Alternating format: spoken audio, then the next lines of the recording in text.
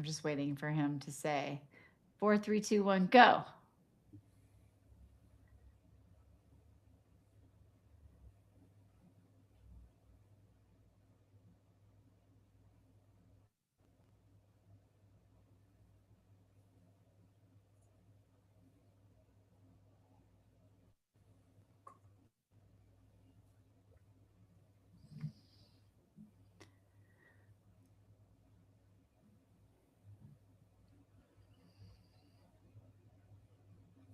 Okay. Welcome, everyone. I'm super happy to have you here for this big live. We're going to talk about real time reinvention today and what it really takes to keep going when you have to learn as you go. And today I have Brian Clayton with me.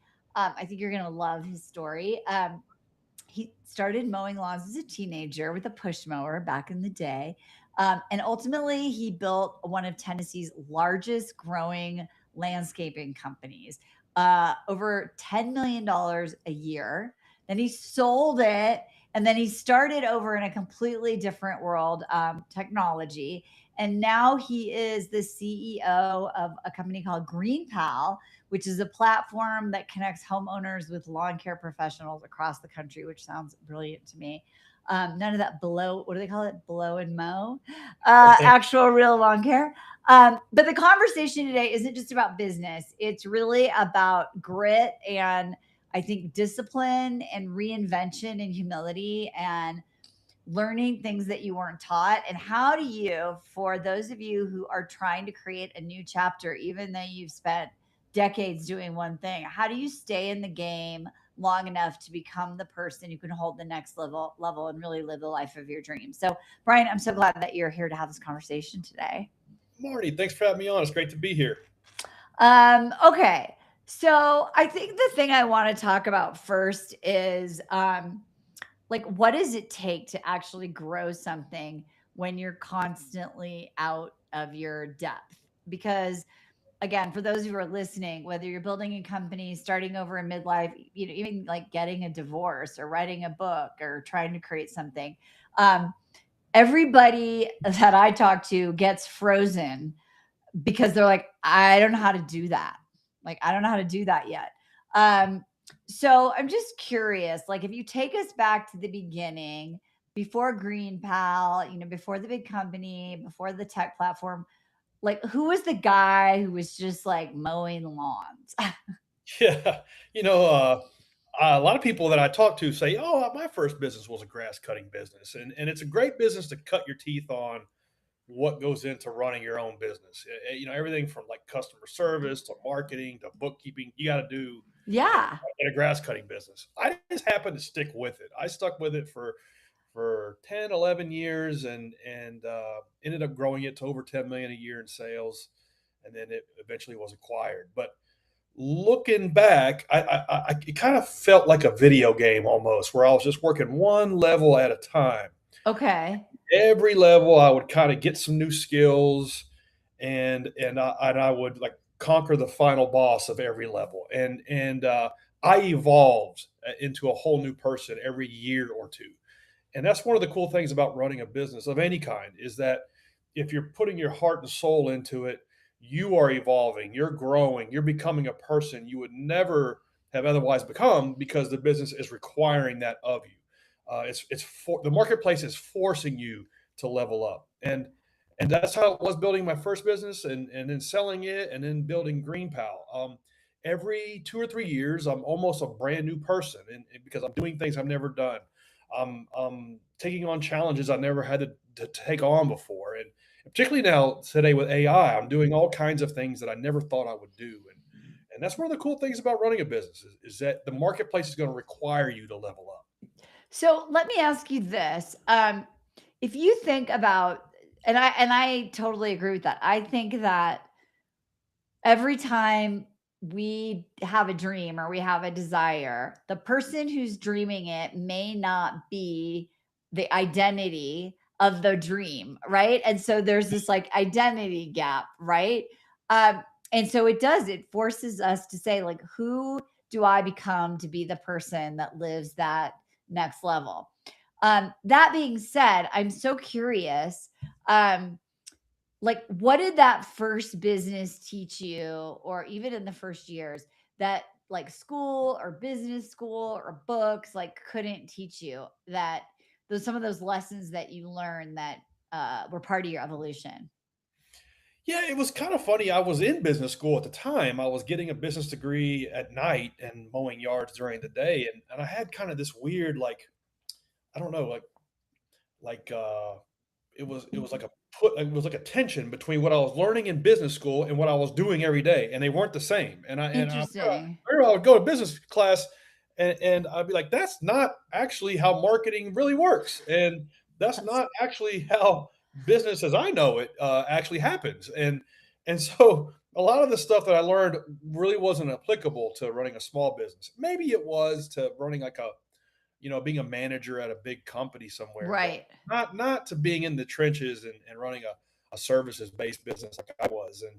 And so the things that I learned in those early days, those early like levels, if you will, would be things around customer service and value proposition and how to figure out ways that you can outserve your customers that do things that your competitors aren't doing, and how to compete against your competition, and just basic business organization, business 101, if you will. And then maybe level two might have been, my first employee, and how do you manage your first employee, and what do you do if they don't show up, and how do you train somebody, and how do you lead them, and how do you create a place that's fun for them to work at, that has opportunity, has a future for them. How do you keep them? All of these things that you don't learn in business school, you just kind of have to learn it being in the trenches running a business.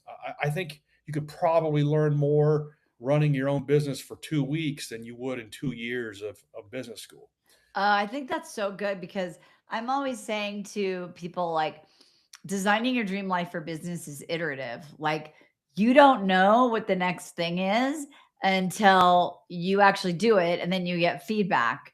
That's right. Because otherwise it's all in theory. And so it's about like taking that aligned action. And when I was first in business, Brian, someone told me if you're not failing at least once a day, you're probably not like pushing yourself. I agree. And Yeah. and I look at it almost not even as failure, I look at it like experimentation. It's like your business is gonna be a never-ending series of experiments. You're always Right. trying new ways to make your customers happier. You're trying new ways to connect with new customers. You're trying new marketing things. You're trying new, uh, new compensation programs for your employees. You're always iterating, and you're getting feedback. You're figuring out what worked, what didn't, and then adjusting. So you don't really know what the roadmap looks like. You don't really know all the things you're going to have to do. You figure it out as you go, and that's okay. Did you know that you were building like, did you have a vision for that first company to, like, build it and sell it? Or, were you just trying to, like, make money and figure it out? Or did you have that clear intention? Yeah, level one, two, and three, if you will, were basically, I was going to college. I was just a kid, and I was going to college. I didn't want to take on student loan debt, and I thought this is the best way to pay my tuition and pay my way through college without having to take on a bunch of debt. And then when I graduated business school, I've got this master's of or bachelor's in business administration. I was thinking about getting my master's. I was doing some like back of the envelope math, and I thought, okay, my compensation is going to be this if I go get a job, but damn, I'm making more than that in my little business. And I had to make a decision. I didn't really want to be a lawn guy. Like, really, there was nothing that excited me about the lawn and landscaping industry. It's not a real, Right. it's not a glamorous business. But I thought, man, if I just duplicate this about 5x, I can have a real business that has multi millions in revenue and multiple crews going out all over the place, and I can figure this out. And this could be my lane. This could be my path. And so I decided, okay, I'm going to try it for just 2 or 3 years to see if I can get to I think it was maybe the $2 million mark in 3 years, and ended up getting that done, and decided, okay, I'm going to go all in on this. I'm going to try to be a market leader in my little market around Nashville, Tennessee, and made a business plan and just started working on that plan. And I wish I had set up the business to be sold from day one. Oh, Ideally, yeah, I hear that a lot. Yeah. you build a company to sell. If you ever want to sell it, you build it to sell. But I didn't. I had ran it as like a lifestyle business, and I had ran it like as an extension of myself, and had a lot of pride in it. And I wish I had built it more like running it from the spreadsheet, so to speak, where just let the numbers do the decision making, and not don't go with your gut, don't go with your heart, go with the spreadsheet. Those are two very different ways of running a small business. If you want to sell your business, ideally you would run it from the spreadsheet. And so when it came time to explore the acquisition of the company, it took about 2 years to get it ready to sell. And that was a very challenging process. But it was kind of like the last level of the game for me Right. in that company. Yeah, I see. I've worked with CPG founders and other entrepreneurs that get it to that, couple $1 million in sales a year, and they're still running it like a small business, Yeah. and it's chaotic, and their dream is to sell it. And I'm like, you need to start doing that now because it doesn't happen overnight. Um, so you built these two multi-million dollar businesses over 20 years, and it sounds so sexy and so amazing. But I'm guessing there's a lot of hard, kind of unsexy days. Yeah. Was there a moment ever in your career path with your businesses where you thought, I don't know if I can keep going, or what tools, or how do you keep going when things are tough? Well, in the first company, I had about 150 people working there, so giving up was not an option. There was Right. By the time you figured it all out, there was probably 1,000 people that depended on the company between the people that worked there and all of their family, and so I took that as a very serious, uh, important thing for me to get up and like hustle every day to grow the business, keep it profitable, make sure we can make payroll. And Right. there was times that we couldn't, failure was not an option in that business. Well, Uh, so what did you do? Like, if you know that payroll's coming and you're not there, how did you manage your mindset? Like, what did you do in those moments? it was tough. It happened a couple times, particularly in the 2008 financial crisis. Running a small business was excruciating during that time because there was no bailout, there was no PPP, there was no government program to bail out a small business, even though the economy just came to a screeching halt. And so we went from like all of our work just got turned off. All construction stopped. All of our customers were tightening their belts, and so my payroll was like 200, almost 300 grand a week. And there was one time it was due on a Friday, and Thursday night I had like 18 grand in the bank. And so I had to come into the office and hat in hand and explain to everybody that we weren't going to be able to give them paychecks that day. And I had to I had to stay all weekend and figure out where we screwed up and where I was running too sloppy and where I didn't make cuts in time. And that was one lesson that I learned, was that when you're running a business of any kind, everything is always your fault all the time, and A it's important, 100%. I love it's that. important you Yeah. just embrace that. It's There's that book called Extreme Ownership by Jocko Wilkins, and in that book he talks about this from the context of a Navy SEAL, but the same thing is true in entrepreneurship. Everything is your fault all the time, and you need to accept that. So it was my fault that we couldn't make payroll. I had to figure out how we were going to raise the money, and I ended up selling some things and ended up trimming. I didn't fire anybody, didn't lay anybody off, but I had to cut hours, and we just had to get more efficient, and ended up making everybody whole. It took about 2 months, but they stuck it out with me, and we didn't lay anybody off during that really difficult economic time. Everybody talks about how COVID was bad. Man, the 2008 and 9 were much worse for small business, and I saw many companies that were generational companies, multi 8-figure companies, just go up in smoke. in 6 months. And so luckily we were able to survive that.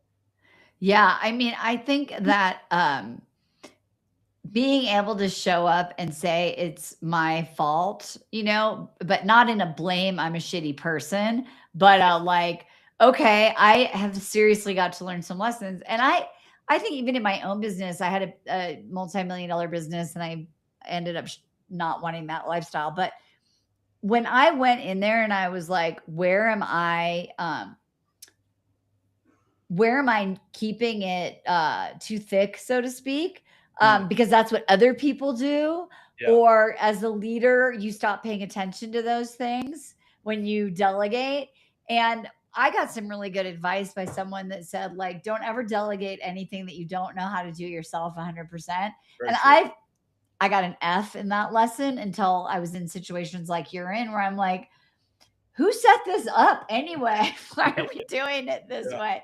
And then you're like, it's not that person's fault. It's my fault because I delegated something and then just let it go on autopilot. So that's right. I think these are really, really important lessons. Um, what do you think separates the people? And I'm talking like all kinds of business or dreams or reinventions or starting something new. What do you think separates the people from those who keep going and the people that quit too soon? I think okay, so the people that keep going have just made up a decision in their head that they are just going to work on this thing for as long as it takes to get it to be successful. And there is Yeah. no, that is the default. It's like, okay, that didn't work, but let's try this and this. Okay, that guy, my employee that I just hired quit. Okay, well now I have to work the weekend. And it's like like it's trite to say failure is not an option, but that's literally how they see it. That's how I felt starting Green Yes. Pal. The first 3 or 4 years of building Green Pal was like a cold start problem, and it was it was not working. And but for me, I had just made a decision that this thing was going to exist. We were going to build it. It was going to be successful. So quitting just wasn't an option. Now the smart entrepreneurs, they don't quit, but they don't just keep repeating the same mistakes over and over again. They Right. learn from what didn't work and then they adjust the plan. The vision is kind of the same, but the path on how you get there changes. And it's and so they're learning from what's not working and they're improving and getting a little by little getting closer to where they're trying to get to. And the way I've done this is I've focused all of our intensity on just like one number, one goal, and it has to be something that is meaningful. It's an active metric that indicates that the business is working. Because if you can get it working at a small scale, you can grow it. But it has to be working at a small scale first. And a trap a lot of founders fall into is they don't do that, and then they get sidetracked with all this fake work. Wait, What's what's fake work? Let's define that for people who are listening. really in the first, several levels of the game, you should be doing two things. It's I'm building a product or a service, and then I'm getting people to use that product or service. It's just those two things. And it's like I'm creating the product service, and then I'm getting people to buy it. That's it. And then but there's just all this other stuff. Is like, what is the company culture, and what is the website color theme, and what's the TikTok strategy, and what are we are we donating to this charity, and what is it's like I need to hire a head of comms, or and like, yeah, all of these things do matter, but like at different levels of the game, and they don't matter at the level you're at right now. And what really matters is do you have 10 customers with credit card Right. numbers on your system, and did they do business with you last week? And if they didn't, we need to fix that, and we need to get that 10 and turn it into 100. And then once we get to 100, let's get to 500. And once we get to 500, let's get to 1,000. Like those active numbers that indicate that what you're doing is working, and just grow that number. Mm. Like it sounds simple, but it's hard to do.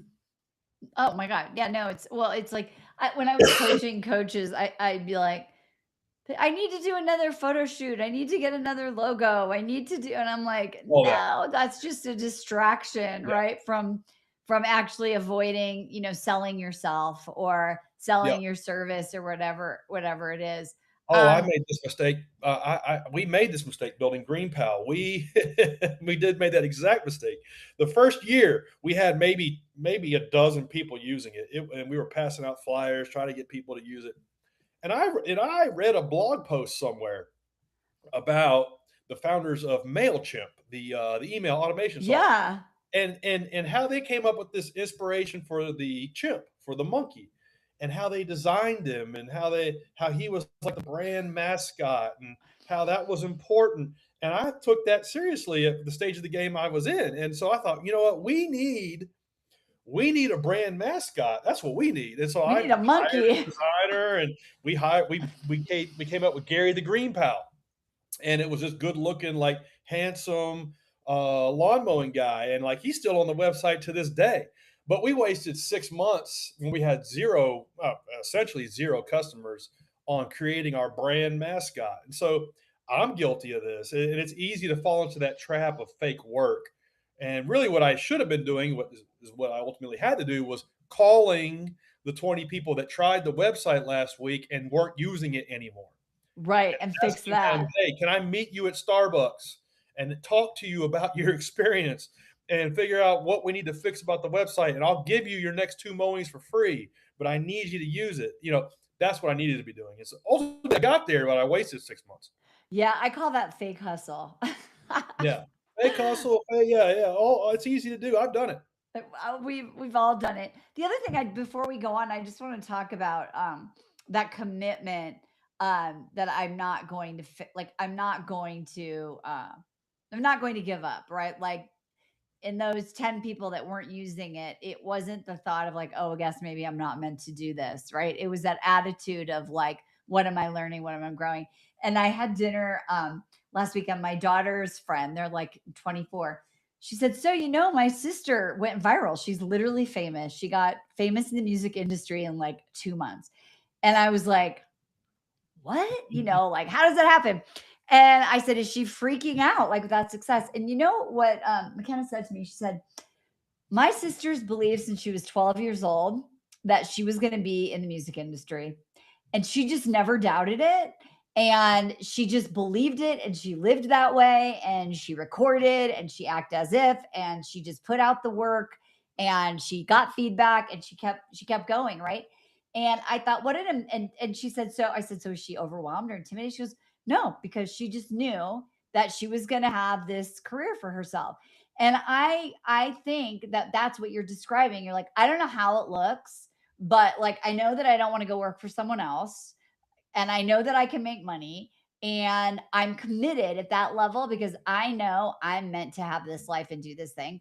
And I think that has to be baked in so deep, so that when you get challenged, you don't let it get you off the rails. So I appreciate that you shared that. I think I don't want to lose that point, like that confident belief in. Yeah, I agree 100%. And she, she went viral in that moment, but she was not an overnight success. No. She had tried a million things that didn't work before that. And so that's the thing that we need to take away as like founders, is that there are no overnight successes. Yep. Everything is usually the result of like 5 or 10 years of hard work trying stuff that doesn't work. And the hardest moments are like when something's kind of working, like you're paying your bills, but it's not growing. And it's like and the best founders I've seen, they have this, what I call a constructive dissatisfaction, and they are pissed off all the time at something inside the business, but in a constructive way, and Right. fixing it. And it's like they are not content with things being stagnant. They are always looking for what is not as good as it could be, and they're fixing it. And they're doing that over and over and over again until it starts to compound. And so it's a combination of those two things, of just of experimenting, trying, and not losing enthusiasm, and then always improving, that I've seen from the people that break out. That's it. Yeah, that's so true. That's so true. So your pivot from the traditional landscaping company to like a technology platform. That's obviously, like you said, it's not a tiny pivot. What was it like for you to go from being experienced in that one world and then being a complete beginner in this next iteration of your life? it was a really humbling. But it was kind of what I needed because I had built this blue collar business and sold it, and then I thought I knew that a lot about what went into building a successful business. But when I started the GreenPal, which is a technology based company, I realized, man, you don't know the first thing about this, and really only about 10% ports over into this new thing, and went from dealing with laborers and managers and like crew foremen and mechanics to now software designers and engineers and data scientists and all of these different types of skill sets. So it was a retooling, I guess you could say. But what I learned from that was that one of the best things about being a founder is that you don't have to have any kind of title. You don't have to have the title of developer or engineer or product designer or any of these things. You can just do it. And especially now, you can just go to YouTube University, and even better, you can go to ChatGPT and Gemini and Claude, those tools will be happy to teach you anything you want to know. Yep. Now they're really more than ever. When I was starting GreenPal 10, 12 years ago, it was blog posts and YouTube University, and that was great.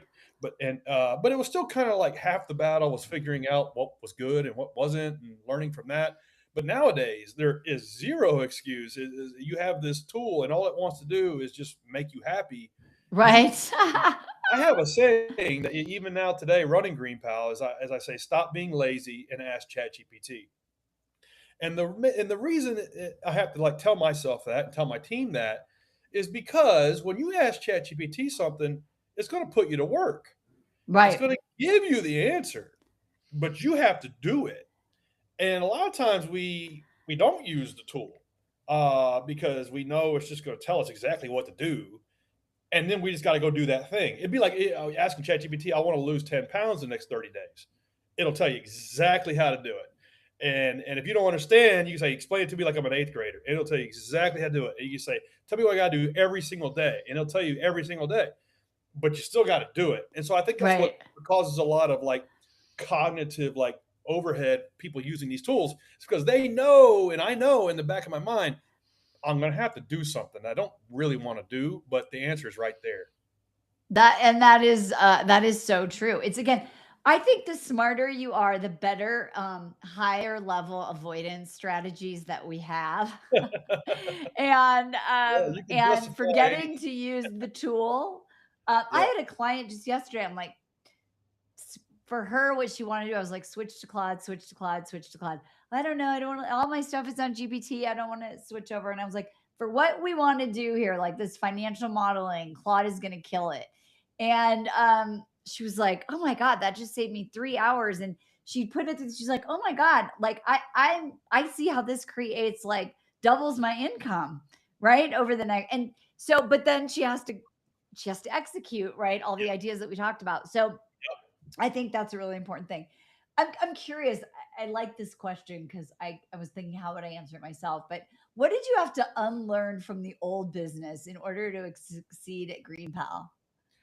Oh, that's a really good question. I had to unlearn that um, you.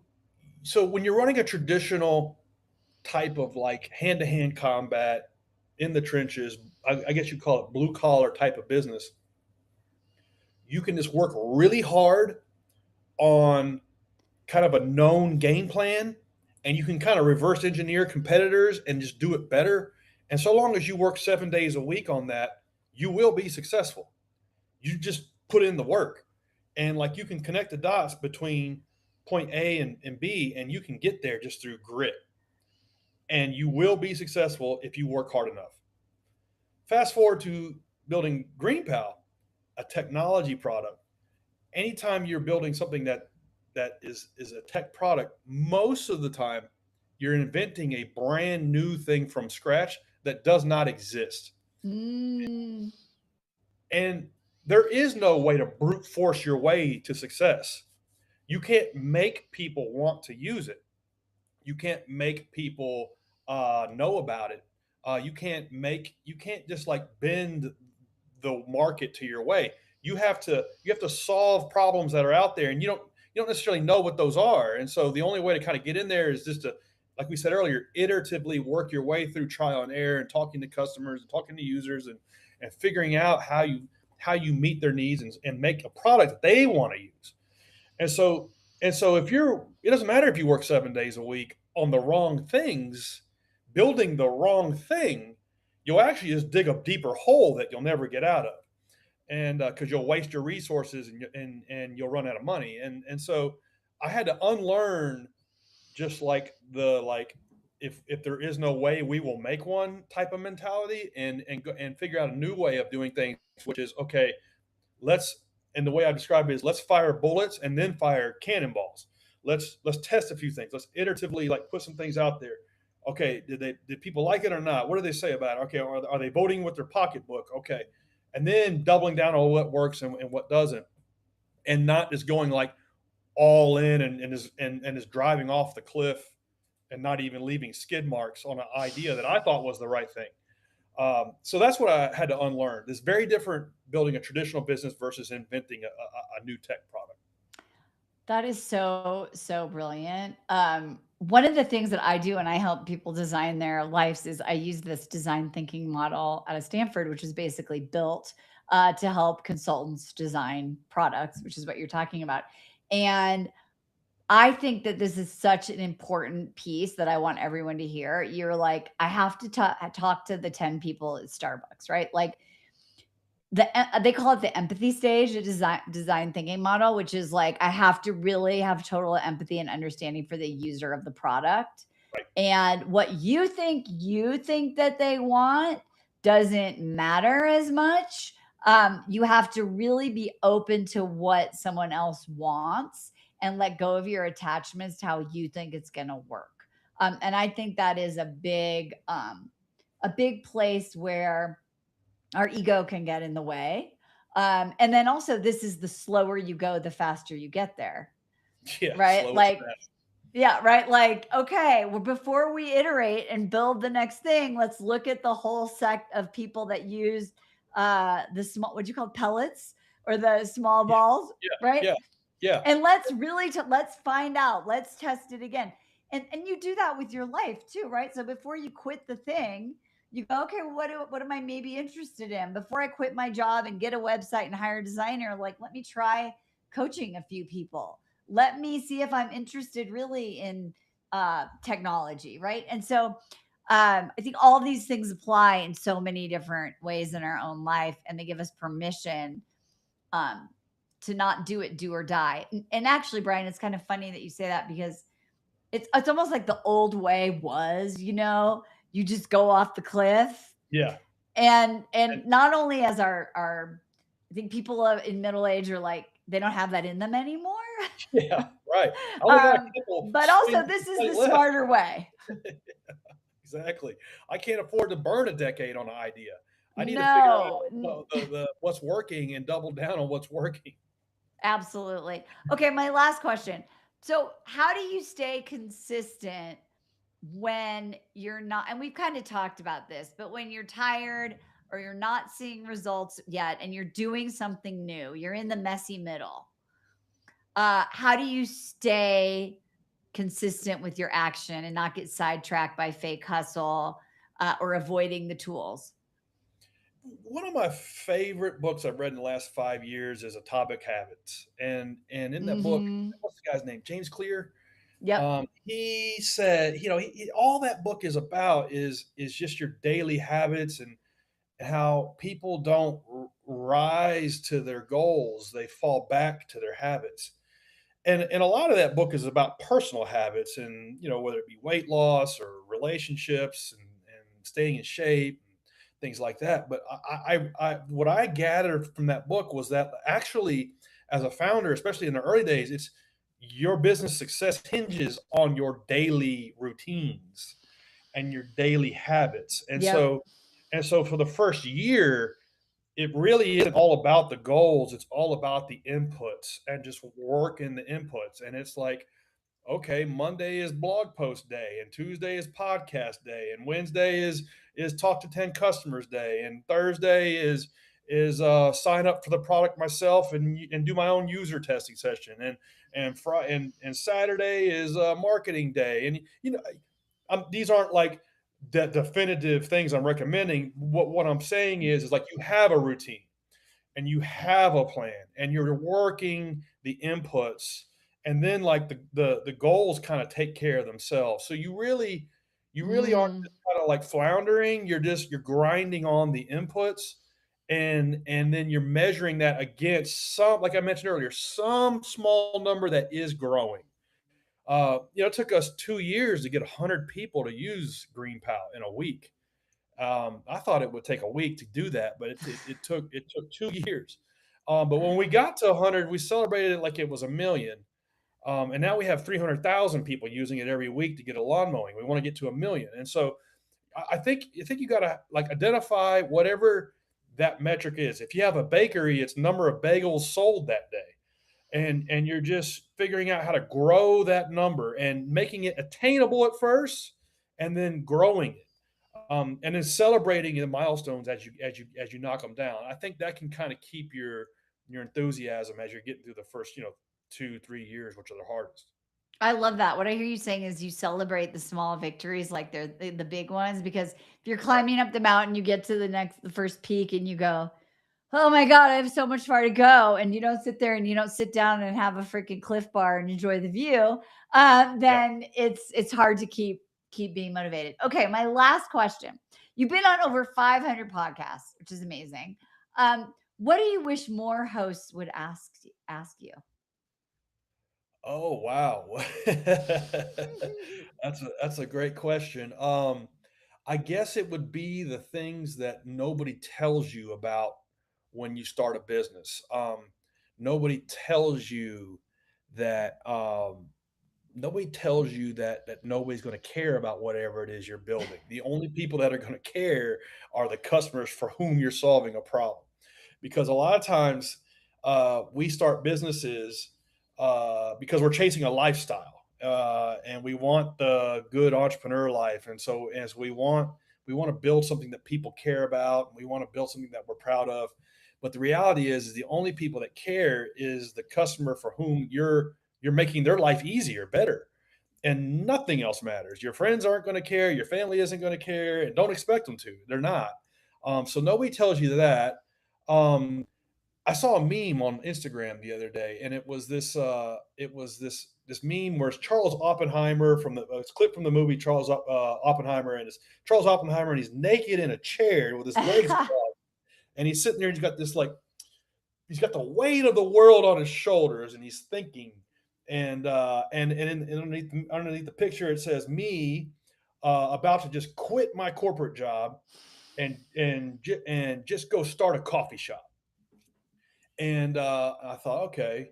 And it hit me like what the author of this meme doesn't realize is that they are going to work 10 times as hard for half the money A hundred. in their crappy coffee shop than they ever did in their corporate gig for about 5 or 10 years.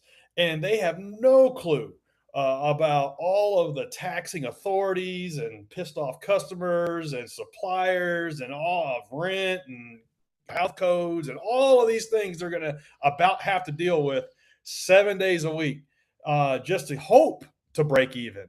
And so a lot of times, like we think that like the easier path and the good life is starting an own business, when in fact it is very much taking two steps backwards. But there is unbounded upside, and so but nobody talks about that. Nobody really tells you that. So I guess that should be shared more. It's not like trying to scare people away from starting their own thing, but just know what that path is going to be like. And for God's sakes, don't start anything that you don't want to do for a decade, because it's probably going to take that long. Yeah, I think this is so true. I when I talk to people about building something new and they're like, "Ah, I'm procrastinating, I'm not really sure." They're not taking aligned action. And often when I figure out that the foundation that they would build the new thing on isn't solid, because they're Hmm. coming off a lifestyle and an identity and an experience and relationship to work and money, I think there's a part of our unconscious that's like, no, don't do that because you're not ready yet. Yeah. Um, and so it's like we have to be very solid in our identity as founders, as entrepreneurs, as CEOs and leaders in our own life before we actually decide we're going to like take on this bigger mission. And then once you have that solid footing and that solid confidence and grounding, um, then you have the resilience and the resourcefulness internally to, I think business is like skiing the moguls. It's like you get around like that was so good. You're like, shit, here's another one. Oh shit, this one has ice on it. Yeah, And but yeah, you nailed it. It really is like it is an all full contact thing, and you better have your house in order before you start this. And what I've heard it described as is build your launch pad, then build your rocket ship. And building your launch pad might be downgrading your apartment and paying off some credit card debt and selling your car and getting a beat up Honda and like creating it to where like you can live on the least amount of money possible because you're going to need every dime for this business. And so you make up a really good point that that's another thing people don't talk about is like your personal burn will be the business burn. And so get your own house in order before you set off on this marathon. And so that's another really good point of things that people don't talk about when it comes to coaching founders about if they should do this or not. yeah, the messy middle is really long. I mean, it just is. Yeah. But I think that the joy comes from the journey, Yeah. of actually doing it. And when you get that, like, wow, I'm doing the thing. It doesn't kind of matter that it's not working perfectly because I'm the person who signed up, said yes, and I'm still here. That's So, right. That's right. so thank you. This was such a fun conversation. I love the the reminder that reinvention and going for your dream is not always glamorous.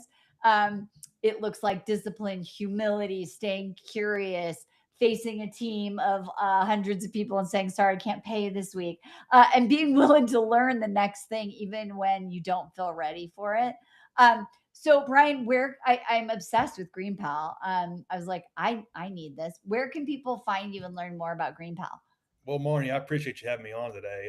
Yeah, anybody can just check out greenpal.com and you sign up for free quotes for lawn mowing. And anybody want to hit me up, just you can Google my name, Brian Clayton, and hit me up on LinkedIn or Instagram. Get him on your podcast. There you go. He's got 500 reps in. Love to come on. For everyone listening, here's what I want you to take with you. You don't have to know how to already do the next version of your life. You won't know, you'll never be certain, and you won't start something with all the answers. You have to be willing to learn, you have to be willing to be a beginner, you have to be willing to show up when it's not cute, when it's not perfect, when it's not finished. And that's how reinvention actually happens. It's an iterative, engaging way of living your life. There's not one big dramatic leap, but it's the daily decisions to stay in the game. So remember, in all ways, it's your responsibility to life check yourself. We'll see you next time on Screw the Should Life. Bye.